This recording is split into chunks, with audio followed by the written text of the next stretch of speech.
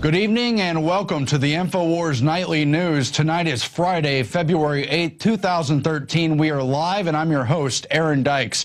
Tonight in the news, a 30-year CIA veteran is talking false flag at the Brookings Institute. Yet again, another open admission that the Western intelligence agencies run al-Qaeda, and he was there. Bruce Riedel admits the Algerian intelligence agency is in the business of, quote, creating false flag terrorists.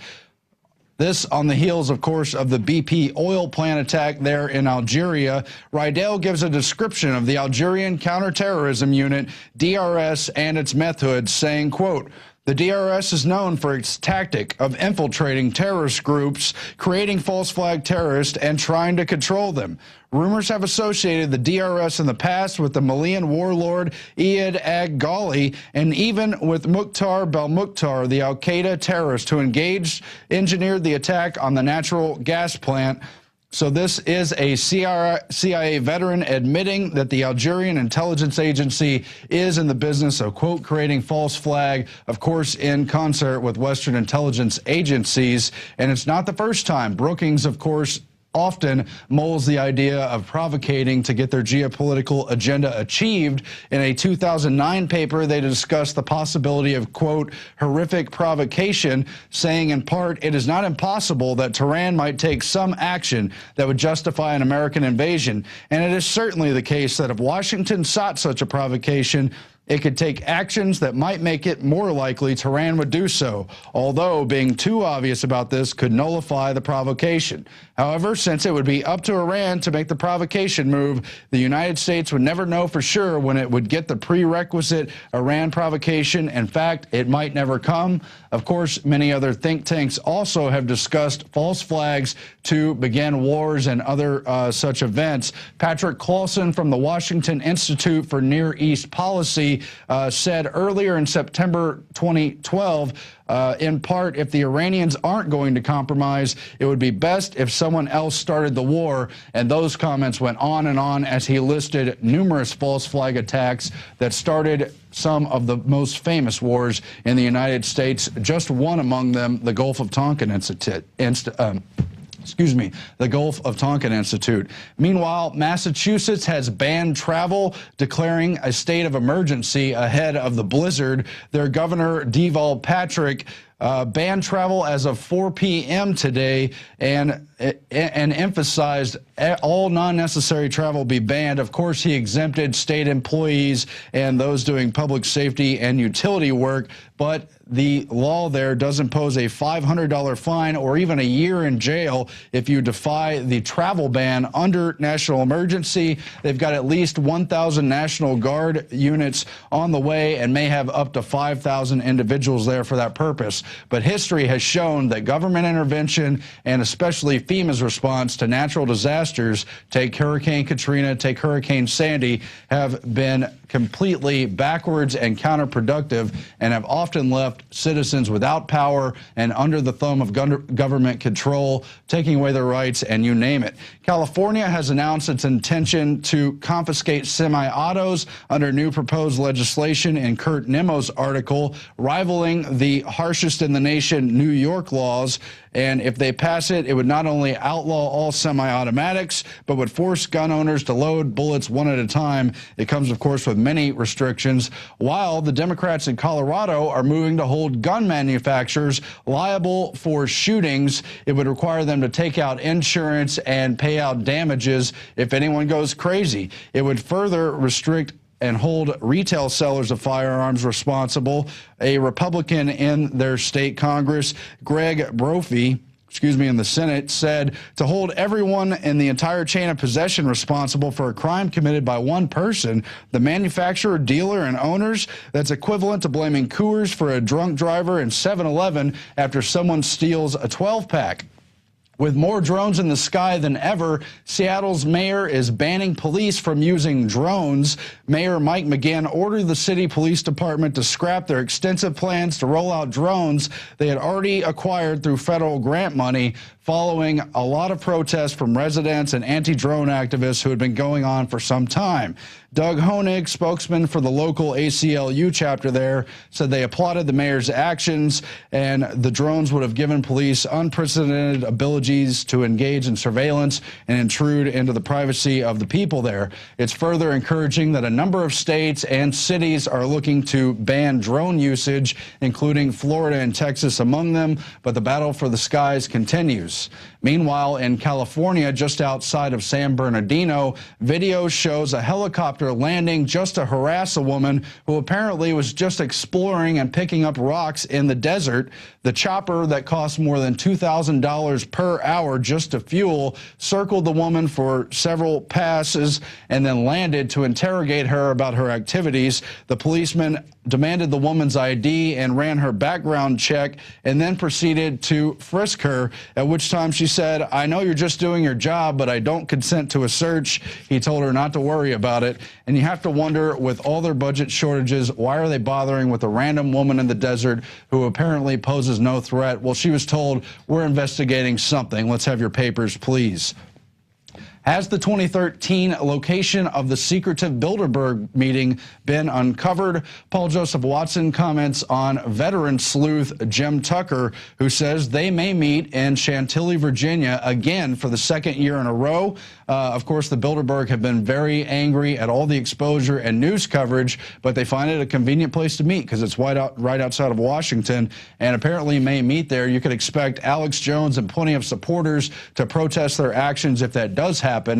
Now, I asked the question earlier today, is George W. Bush depressed? This is after a hacker leaked emails from Bush family members and some of their contacts and friends. It revealed things like correspondence about concern of the hospitalization of the elder Bush, arrangements for various family gatherings and events, but it also revealed some paintings and sketches done by George W. Bush. One of them is on screen there, spending a lot of time in the bathtub and in the shower, long reflecting moments, just kind of thinking, perhaps stewing in his own juices. So I'm asking the question, is he depressed? There were reports in 2004 that he was treated for heavy depression through very serious psychotropics, and various reports on how he was allegedly coping with his depression persisted through the end of his term. And we've seen it in history. LBJ and Nixon both became extremely depressed after they left their time in office, and they were both extremely corrupt presidents, just as Bush was. Bush, of course, had 9/11, the War on Terror, the Patriot Act, the wiretapping, the beginning of the drone strikes, wars in 2 countries, and the phony WMDs that led to the war in Iraq and million people dead. Is he grieving over it? Is he feeling guilty? And did he hate all the public outlash, the calls for his impeachment and more? Well, it definitely got to LBJ. He died only 4 years after leaving office. His lawyer and advisor, Barr McClellan, wrote in a 2003 book, Blood, Money, and Power, that he was not only implicated in the Kennedy assassination, but suffering from paranoia and depression that left him weakened. As of 1968, he said, Johnson was a broken man and could take it no more. Nixon, of course, was very upset after being forced out of office over Watergate, over threats of impeachment. He was known for being extremely reclusive, paranoid as well, and very depressed, kept away from the media. Is it happening to Bush? I feel like these very reflective, slow moments may not just be time out of office, but a sign of his decrepitude. And I wrote, editorializing the matter, that George W. Bush, like LBJ and Nixon, were thoroughly complicit in the crimes of their administration. Yet they were also overwhelmed, chewed up, and spit out by the shadow government system that used these puppet presidents to incrementally destroy the constitutional powers and protections. These used vessels are left behind to carry on the blame, scorn, and weight of a dark and looming legacy that has undone the country. History is filled with such men who did anything to gain power, but felt the stinging poison of their own medicine in decline. And just look at the Shakespeare play Macbeth. It's pretty classic. Meanwhile, in India, horror at the mass sterilization camp as women are dumped unconscious in a field after a painful operation.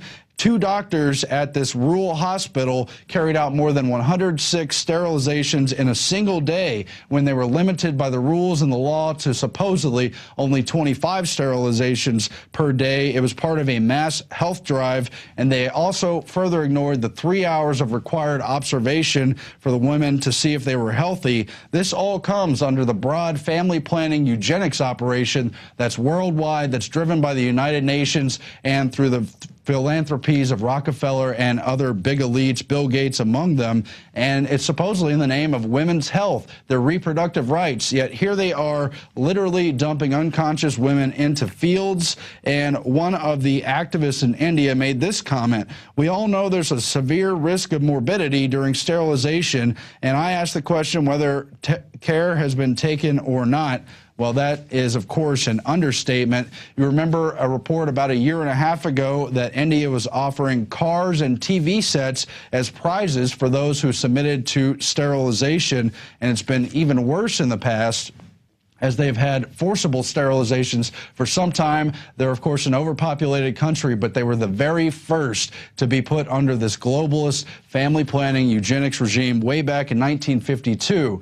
In the mid-70s, under Indira Gandhi, the daughter of the first Prime Minister Nehru of India, they instituted a supposed national emergency and forcibly sterilized in sterilization camps more than 8.3 million women, and more than 5,000 of them died. A horrible, atrocious legacy. You just saw the story where the family planning police in China ran over the 13-month-old boy because the parents had too many children and didn't want to pay the fine. It's a disturbing legacy, but something we all need to know about. We need to understand what these elites are up to. With that, I'm going to go to just part of a special report on eugenics I did during one of the very first broadcasts of the InfoWars Nightly News. We'll end the night with that report. Are we ready with it over there, guys? We are, of course, live, so let's cue that up now. You can see the rest of it on YouTube at the Alex Jones channel under the name Global Extermination List Exposed. It's a 30-minute special report, but here's part of it. Thanks for watching.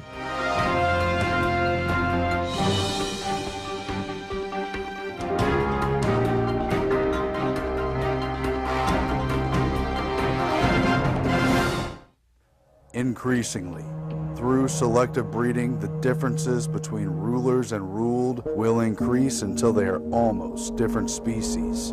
That's what mathematician Bertrand Russell said, capturing the predatory dominance behind the spirit of the eugenics movement. The vision was to transcend man. What nature does slowly, humans could do swiftly through genetics. Sir Francis Galton, first cousin of Charles Darwin, coined the term eugenics, and through the Royal Society in London brought it to prominence. Powerful and wealthy industrialists who'd concentrated huge monopolies at the height of the Industrial Revolution seized upon the elitist treatise, fueling an international movement for eugenics as a means of keeping the masses of humanity under their yoke. Human labor lost value under the rise of technology. Life had become cheap, as an emerging scientific dictatorship made man a mere cog in a vast machine. Eugenics became more than just a policy to guide reproduction wisely. It evolved into many branches of control under state power. From eugenic sterilization laws in the United States and Britain, to the extermination policies of the Nazis and other dictators, to controls on the use of resources, carbon taxes, and the number of children families can have, the New World Order emerged from the shadows, and the state religion of population control became an all-out war against the individual and family. Good evening. I'm Aaron Dykes, and this is another InfoWars special report. Tonight, we're going to go in depth and look into the eugenics movement and what it means for our modern society and how we came to be mere pets in this system which seeks total control under the New World Order. What is eugenics? It's an elitist philosophy for a transhuman man which leaves behind the husk of the underclass. It's a way to wipe out the regular man and devalue human labor. We've reduced ourselves to being nothing more than inventory in a complex system under this nation and under this global treaty. There really is population control in the literal sense going on this planet, and we're tagged, traced, and numbered. Everyone knows about the complications, the risks, and the horrifying nightmares produced by RFID, tracking technology. What will happen if we have a chip under us? Facial scans, iris scans, recognition. Where did that all come about? To find out, we have to go back to the roots of the modern eugenics system. Back in 1883, when Sir Francis Galton, cousin of Charles Darwin, coined eugenics and made it a movement that would transform our modern society, especially in the Western world. Francis Galton developed the first system of biometrics, including fingerprints for criminal identification. He also developed supposed theories for racial hygiene, for improvement, for supposed positive eugenics, where the elites could breed and expect to increase their fold. Instead, his family, the Huxleys and the others who bred with him, disintegrated into halfway intelligent and halfway just disturbed human beings with lots of problems.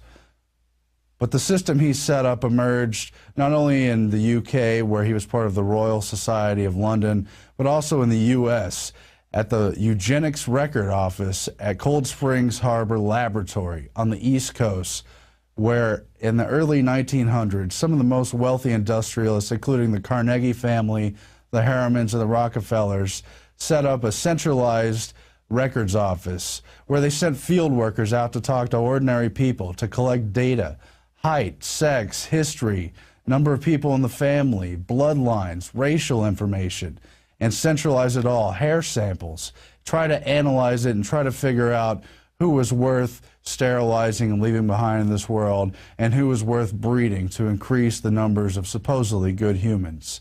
The use of IBM-developed Hollerith punch cards started being used in 1890 for the first U.S. census using modern scientific technology. This punch card allowed them to classify all these vital statistics and use the data to selectively analyze the population they were trying to control.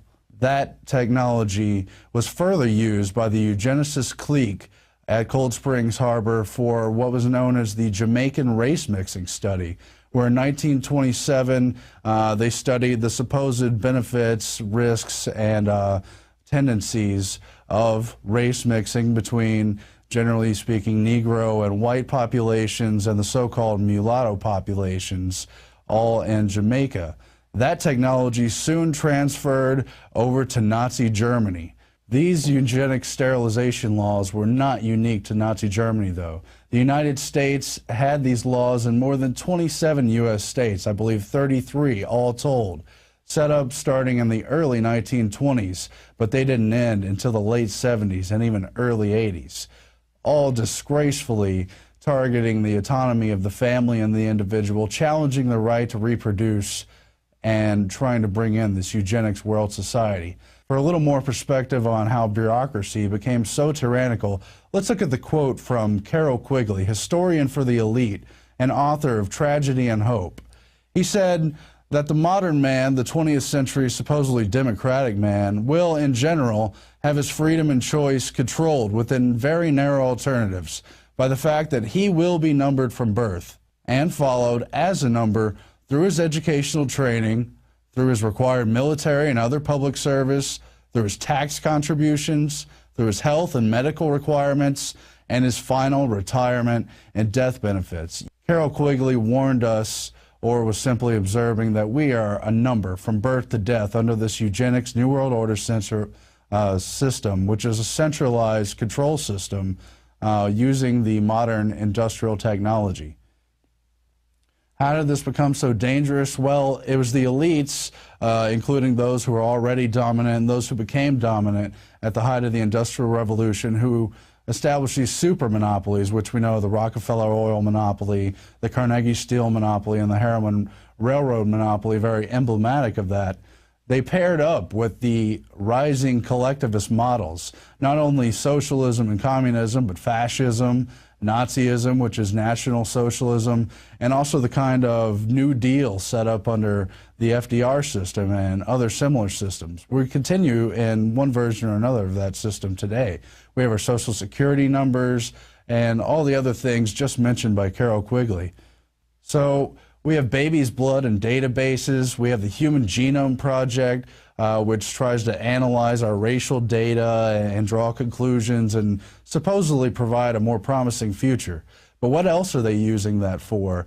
And why does this collective model become so psychopathic? Let's look at a naked statement from George Bernard Shaw, a leading Fabian socialist who led the promise of socialism, which may sound like a good idea. They're going to take care of you. But look at that logo behind him. That's a wolf in sheep's clothing. He wasn't talking about a friendly socialism. He was talking about how under socialism, you would not be allowed to be poor.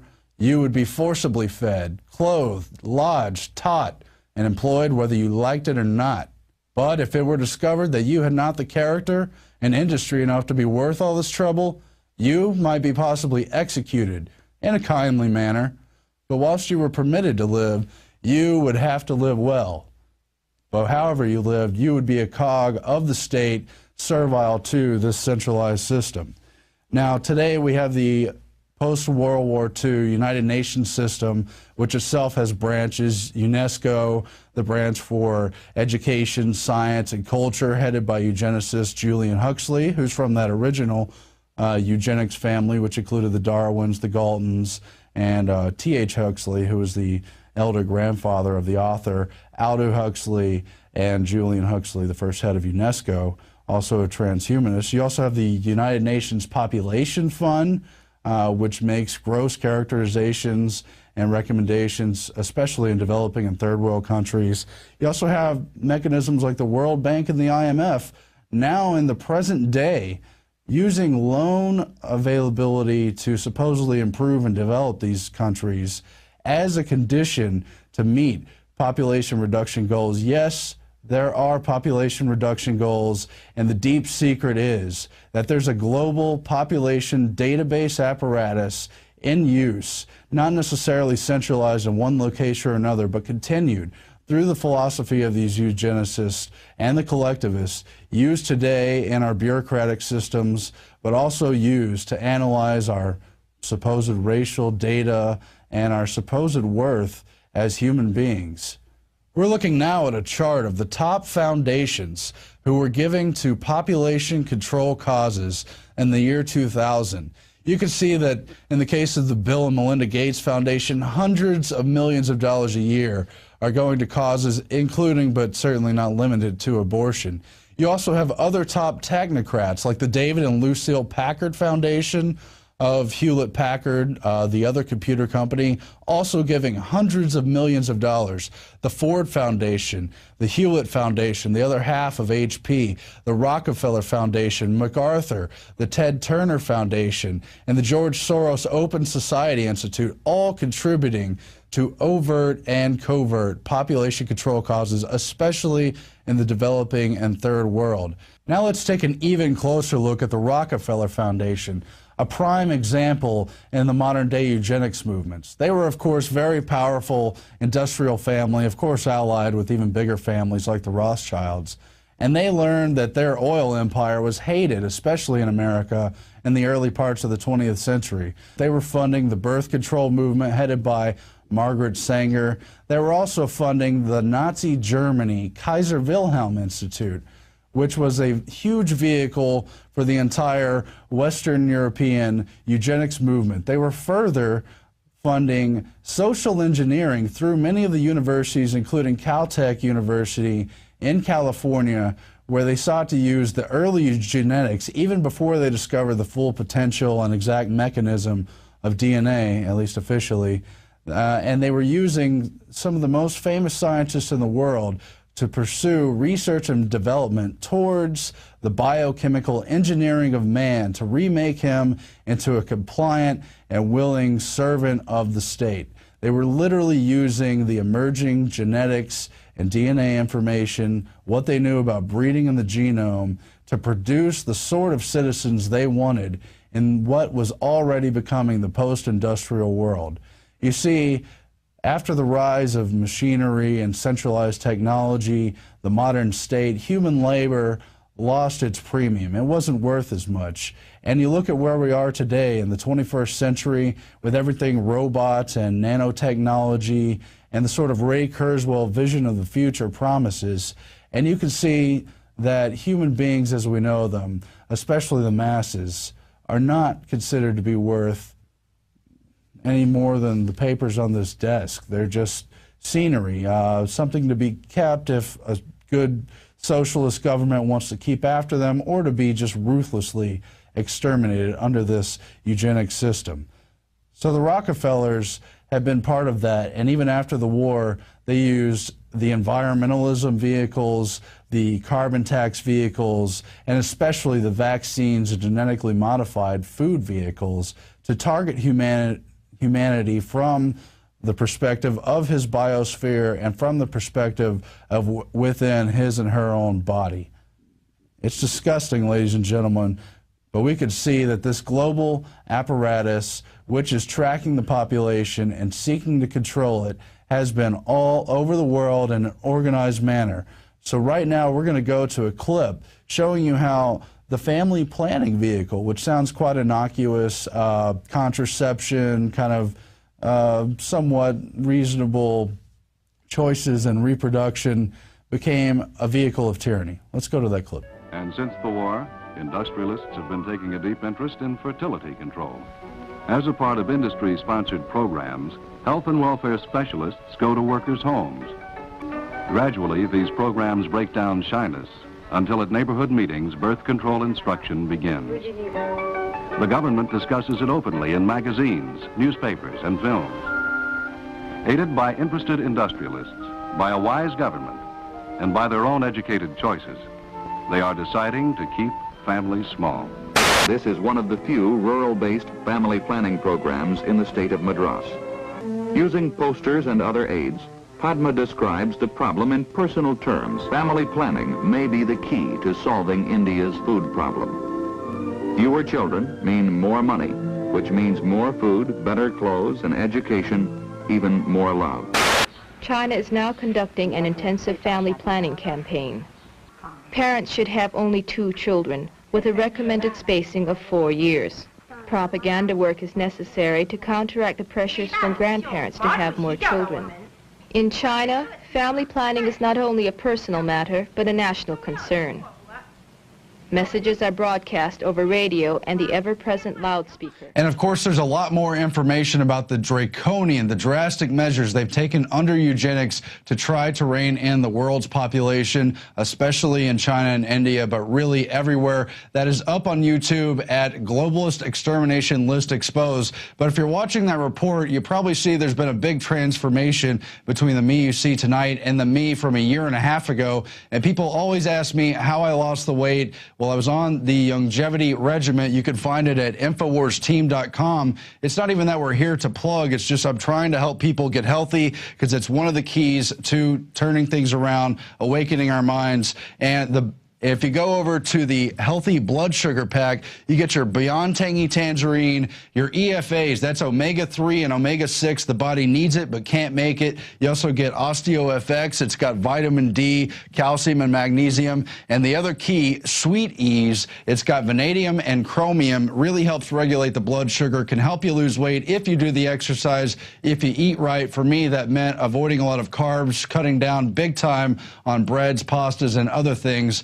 Just a little hint if you're wondering about my personal transformation. But we've seen in so many ways how the authoritarians, how the New World Order elites will do anything to achieve their agenda, and they've really lost sight of humanity in the meantime. With that in mind, we turn to our daily quote, putting just one of those examples into sharp focus.